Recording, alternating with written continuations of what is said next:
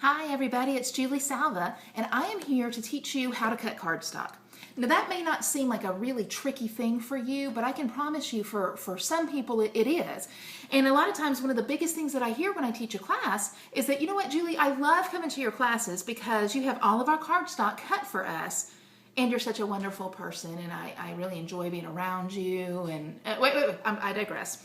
You have all of our cardstock cut for us, but when I get home, you're not there. And that is true. I am absolutely not there with them at their home. So I'm going to give you the basics on how to cut your own cardstock so you can make a card at your house. Now, the first thing I want you to remember is that we're going to start with a piece of basic cardstock. Cardstock is just 8.5 by 11 inches. 8.5 by 11 inches. So to make a card, you're going to need to cut this in half.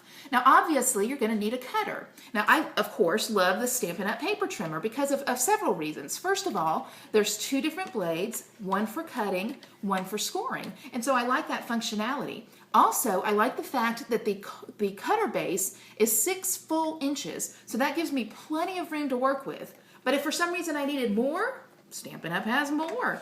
All I have to do is attach, is that a word, unattach? But remove the arm, and my cardstock goes all the way up to 14 inches. Now I've got lots and lots of room to work with. So I do love this cutter, and those are just two simple reasons why. Let me show you how to cut your cardstock now for a basic card. What you're going to do is take your cardstock and line it up on the long side up against the edge of your paper cutter. Now, I'm an English major, and honestly, math makes me break out in a hive, but let's work together on this. If this side is 11 inches long, and I want to cut this in half, half of 11 is, dun, dun, dun, dun, dun. That's my sound O trumpet. You'll hear it often. 5.5 inches. So I'm going to line this cardstock up at the 5.5 inch mark and cut it. Now be ready, because big excitement is getting ready to happen now. Voila!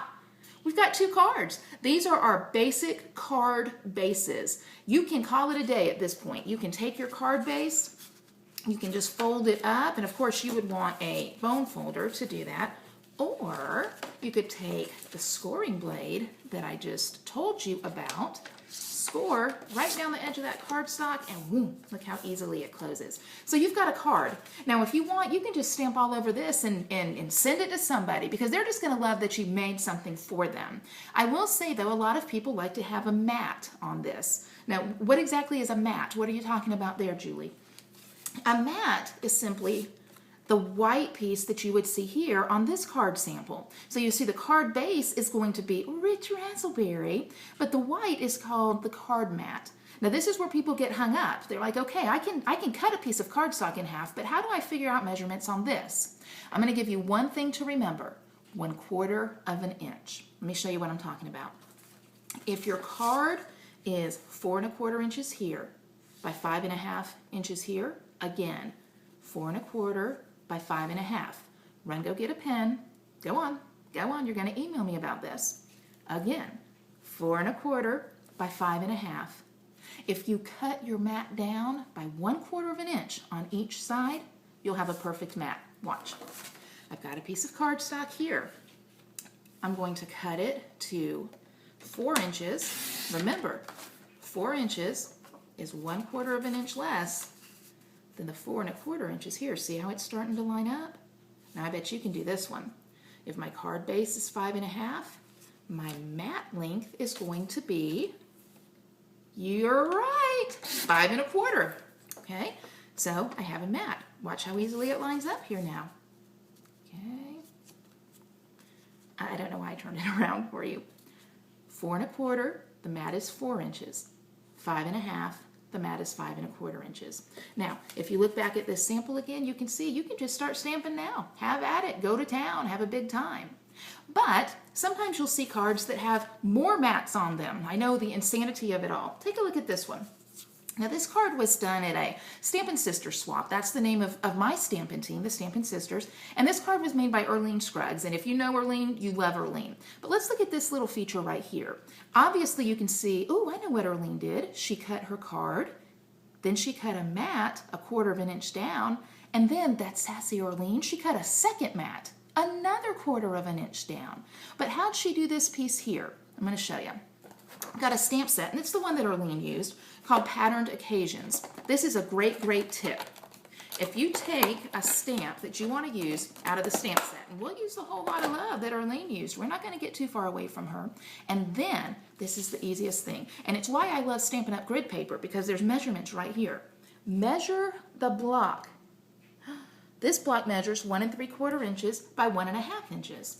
Well, now take a look here. If the stamp fits on the block at 1 3/4 by 1 1/2, that's the size to cut your paper. Because then, once you do it, and I'll go on and show you. 1 3/4 here by 1 1/2 here. You've got this little piece. This stamp's going to fit perfectly on it because it fits perfectly on the block. See, Stampin' Up! Did all the hard work for me by figuring out what size that block needed to be. And they've done it for you too.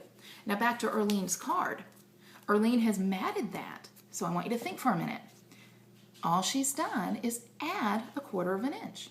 So whatever size your base piece is, add 1/4 inch and you'll have your mat piece. It's just that easy.